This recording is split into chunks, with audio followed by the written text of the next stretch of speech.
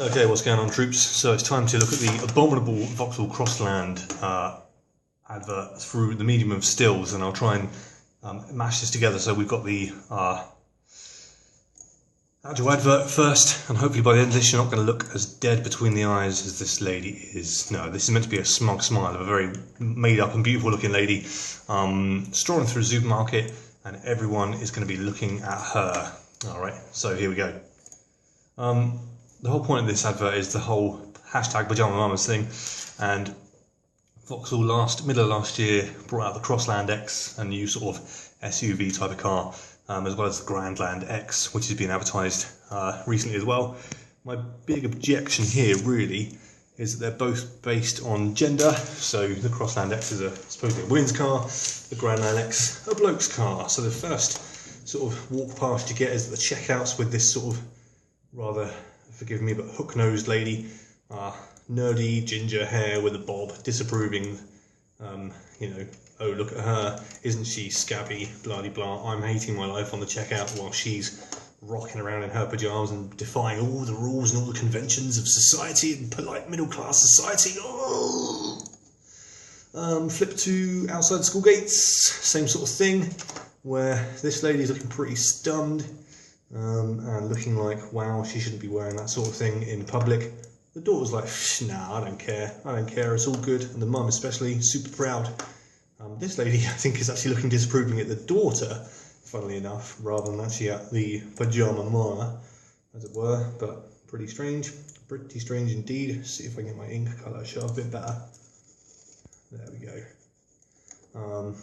You've got kind of the parents in the background, lollipop operator, lollipop lady or lollipop man, and the car in the background, obviously. So another sort of, you know, class-based horrificness.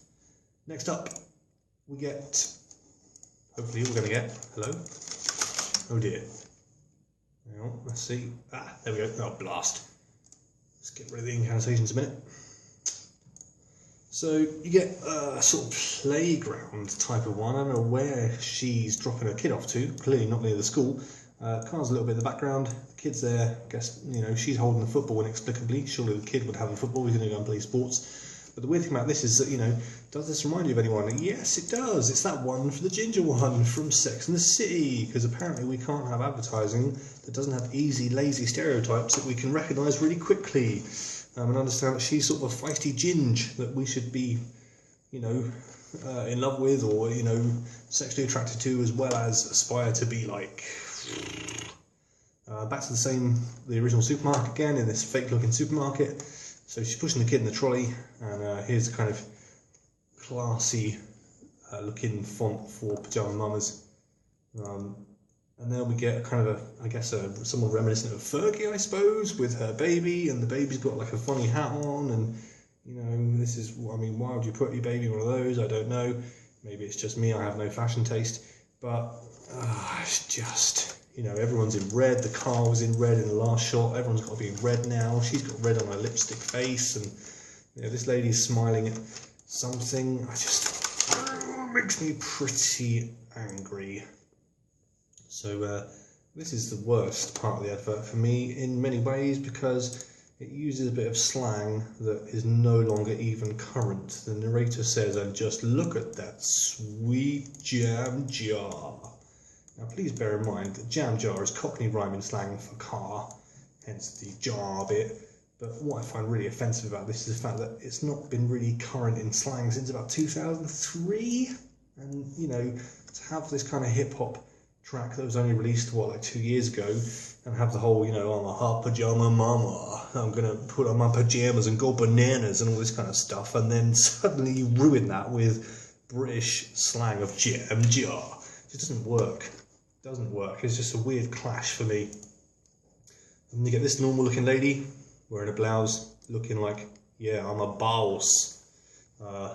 Just looks kind of normal. And then, look, here's my other objection. Why isn't the dad got the pyjamas on? Why not pajama daddy? Or, you know, scabby daddy? I don't know. Like, he's just, I mean, what are they buying? Where have they been to have to fold the seat down to buy maybe a mattress for the kid? And she's gone I've still gone in her pyjamas. So she's gone to the supermarket, then she's gone to IKEA. You know, the whole day is in the pyjamas. Not that there's anything wrong with that, but some people would say that's a big problem. And then the same lady then goes to, I don't know, a pharmacy or back into the supermarket, or we've jumped in time or we've gone back in time somehow, because she's like, yeah, whatever, pal. I'm not looking at you, even though you're looking at me. I'm looking at you and you're looking at me, and whatever, I'm going to park here if I want. At first I thought she was parking in the disabled bays, but actually it's not. There's a little parent and child sign just above her head, just there. So there we go.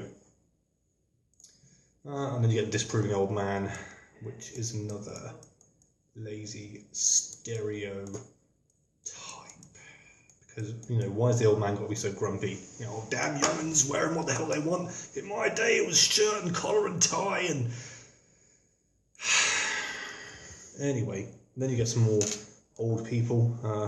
Another weird mismatch. You know, this guy looks like that Redwood politician bloke, him right here. And then, oh, my annotations aren't coming out very well, apologies, let's go back to red. Then you've got this lady, she looks like a sort of retired secretary or something for a local parish.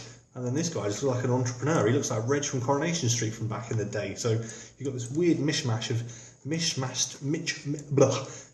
mismatched characters that I don't even know what they're doing there in the cafe, because the cafe is clearly a kind of hipster joint, because you've got these couple of hipsters right over here, you know, bearded guy in sort of lumberjack shirt, brunette girl in the sunlight with the lady sipping a latte just outside. I mean, why is she not staying inside the cafe? Is it because everyone was staring at her so much, you know, that suddenly she feels like she's got to leave and go and say, look, I'm going to make a statement, I'm going to drink my latte out in the freezing cold where none of you haters can hate on me, and I'm going to be on my own and whatever.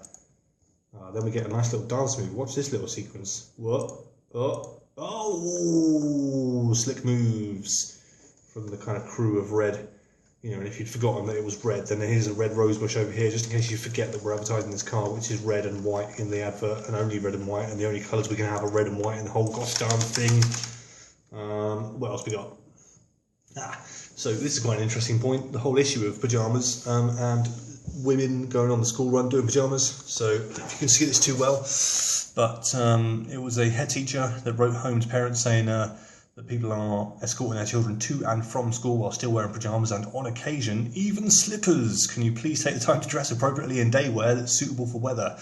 This may seem like a minor point. I'm sure you'll agree it's important for us to set a good example to our children about what's appropriate and acceptable in life, if only from the point of view of their safety and well-being, as if suddenly we're going to start letting kids go to school in pyjamas. Oh wait, actually when they're raising money for charity they can go to school in pyjamas. Oh okay then, fair enough. And blah-de-blah-de-blah. Basically you must conform. How dare you change, you know, not act in a conforming way.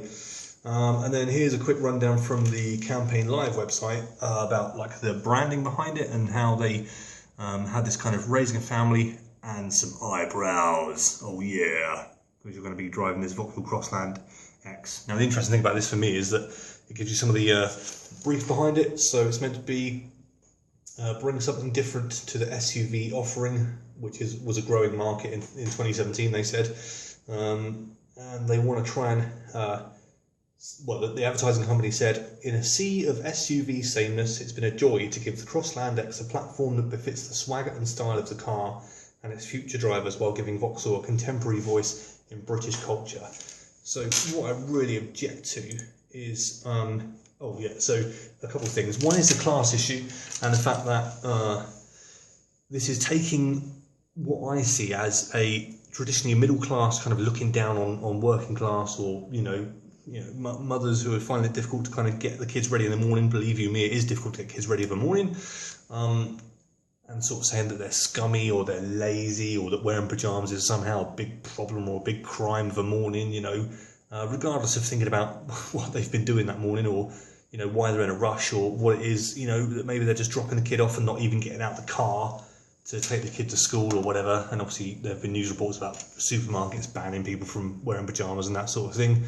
So there's kind of very much an issue of policing women's fashion and what women can and can't wear at times of the day, and performing set social routines and rituals. Because, you know, scummy mummy is a thing, but you don't get, as I jokingly said earlier, scabby daddy. You know, this dads aren't criticised for what they wear on the school run, and obviously because it's still very much a job done by women, arguably. So but I'm just saying it's double standards kind of thing. And my main point really, and what I dislike about this campaign particularly, is the kind of lazy stereotyping of the women, kind of pajama mamas, making it sort of a pride thing, whereas actually, you know, normally society would look down on it. Okay, you know, all right, they are trying to reverse a stereotype, fair enough. But I don't like the fact that it's just kind of just trying to make it cool. It's just not cool. It's trying to be so hard to be cool and have this whole, you know, pajama mamas, I'm going to go bananas, and it's just terrible hip-hop rhymes and this whole thing about using hip-hop to market to middle-class white people. It's just so offensive and cliched. I mean, the car companies have been doing this for years, like Kia, Volkswagen, Vauxhall, they all do it. They're just repeating the same old crap. And there's just not enough originality in car advertising, and it just drives me a bit mental to think that, oh, you know, if you're a pajama mama, you can join this hashtag, you can be a bad girl, or, you know, you can be part of the rebellion of being a pajama mama, and like this sort of, you can be an outcast, you can do what you want, you can be free to be a woman and act like a bowl. So that's just aspirational toffee. It's absolute toffee. Because it's false. It's just complete falseness of what they're trying to do. Because of course, you know, the polite kind of society thing would be you're scummy if you wear pajamas to drop your kid off or whatever.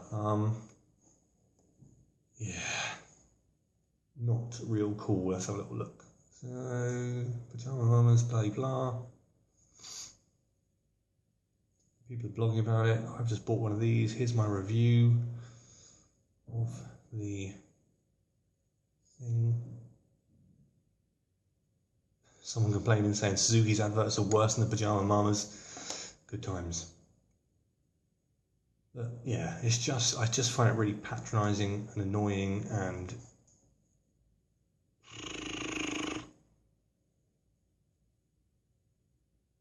yeah. Anyway, that's all I've got to say for now.